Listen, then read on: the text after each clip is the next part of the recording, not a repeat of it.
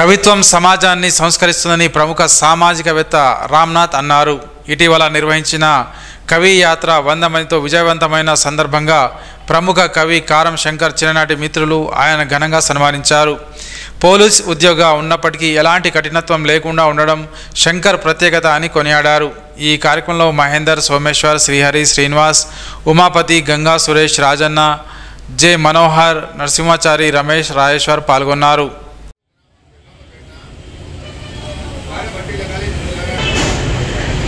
చిన్ననాటి మిత్రుడు high school నుంచి కలిసి చదువుకుంటూ ఆ రోజు నుంచి ఇప్పటి వరకు కూడా స్నేహానికి అర్థం తెలిపే విధంగా అందరం కూడా అనేక రకాల సందర్భాలలో కలిసిమెలిసి అనేక విషయాల మీద అందరం కూడా కలిసి ముందుకు సాగుతున్నటువంటి తరుణంలో బాల్యమిత్రుడైనటువంటి కారం శంకర్ గారు ఇటీవల వారు ఇప్పుడే కాదు మంచి కవి, వారి కవిత్వం ద్వారా ఒక రాష్ట్ర స్థాయిలోనే కాదు జాతీయ స్థాయిలో కూడా మంచి గుర్తింపు తెచ్చుకున్నటువంటి వ్యక్తి. మా అందరి నుంచి తెచ్చినటువంటి ఒక వ్యక్తులు పోలీసు ఉద్యోగం చేస్తూ ఇలా పోలీసు ఉద్యోగం చేసేటువంటి వ్యక్తులు కర్కశంగా ఉంటారు.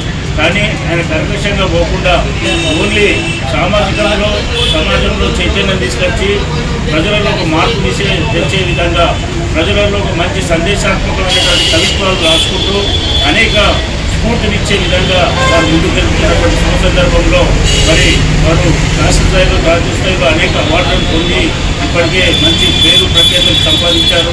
దాంతోపాటు ఇటీవల కవియాత్రను కూడా పూర్తి చేసి దిగ్విజయంగా విజయవంతంగా పూర్తి చేసినందుకు మేమందరం కూడా చిన్ననాటి మిత్రులందరం కలిసి వారిని ఘనంగా ఇవాళ సన్మానించడం జరుగుతూ ఉన్నది. చిన్ననాటికి మా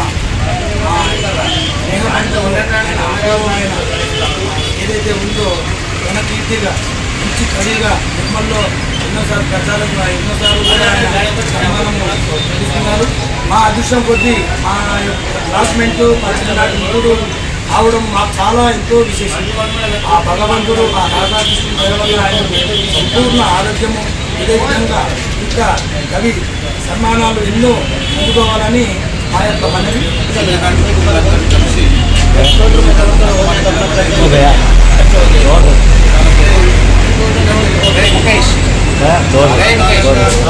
సాహితీ కార్యక్రమాలు చేస్తున్నాయి, ఎన్నో సన్మానాలు జరుగుతుంటాయి, ఎన్నో అవార్డులు వస్తుంటాయి, ఎన్నో రచనలు చేస్తుంటాం, రచనా వ్యాసంగాలు కొనసాగుతుంటాయి.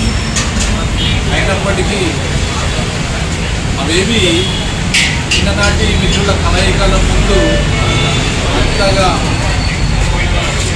ఇప్పటి నా మిత్రుల సన్మానం ముందు అవి చిన్నగానే అనిపిస్తాయి. ఎందుకంటే